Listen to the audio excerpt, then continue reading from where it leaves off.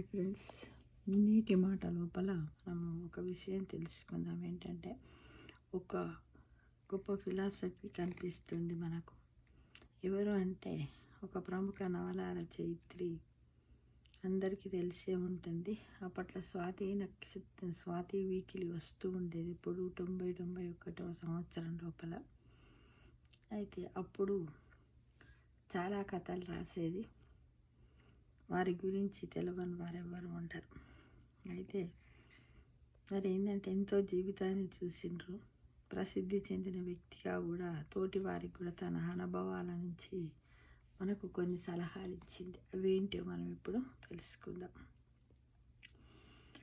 ఏమని చెప్పారంటే, ఎద్దనపూడి సులోచన గారు ఒక విషయం బాగా గుర్తుంచుకోండి. మనిషికి భగవంతుడు ఇచ్చిన ప్రసాదం ఈ జీవితం. 100 సంవత్సరాల వెనక మనం లేము, 100 సంవత్సరాల ముందు ఉండం కూడా. యోగ నిద్రలో క్షణంలో 1000వ వంతు కళ్ళు తెరిచి అద్భుతమైన సృష్టిని చూడడానికి మనకు దక్కిన అపురూపమైన అవకాశాన్ని ఈర్ష్య అసూయలతో వ్యర్థమైనటువంటి పంతాలతో చెయ్యి జార్చుకోవద్దు. ప్రతిరోజు, ప్రతి నిమిషం, ప్రతి సెకండ్ మన చేతిలోంచి జారిపోయి ఇక తిరిగి రాదు. మనది అనుకున్న మన శరీరం కూడా మనది కాదు. మన తాత ముత్తాతల రక్తంతో మనకి ఈ శరీరం వచ్చింది. ఈ జీవనధారని మన పిల్లలకు అందించి మనం వెళ్ళిపోవలసిన వాళ్ళం. మనకెందుకు ఈ కొట్లాటలు, మనకెందుకు ఈ పరస్పర ద్వేషాలు, రాగద్వేషాలు? వాటిని వదిలివేసి మనం సుఖంగా బ్రతకటానికి ప్రయత్నం చేసి ఎదుటి వాటిని సుఖంగా బ్రతకనిద్దాం.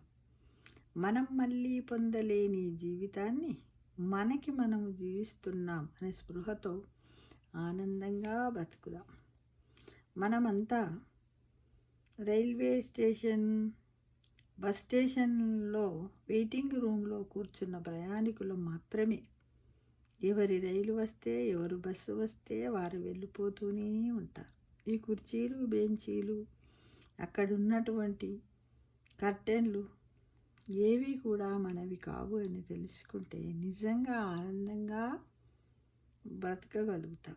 ఈ ప్రపంచం నుంచి వెళ్ళిపోవలసిన వాళ్ళకి ఈ ప్రపంచంతో ఎందుకు గొడవ?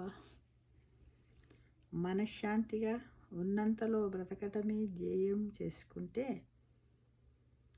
మీకు, మీ ఇంట్లో వారికి, మీ పక్కింటి వారికి, మీ సాటి సంఘంలో అంటే సొసైటీలో ఉన్న ప్రతి వ్యక్తికి కూడా అందరికీ సుఖశాంతులు, సంతోషాలు లభిస్తాయని ఎద్దనపూడి సులోచన గారు ఇలాంటి సలహాలు, ప్రతి మనిషి ఈ విధంగా ఆల్వేస్ పాజిటివ్ థింక్ చేసి బ్రతికితే బాగుంటుంది అని వారు సలహా ఇచ్చారు. మిత్రమా, నిజమే కదా? మరి అలానే బ్రతుకుదాం అనిపిస్తుంది.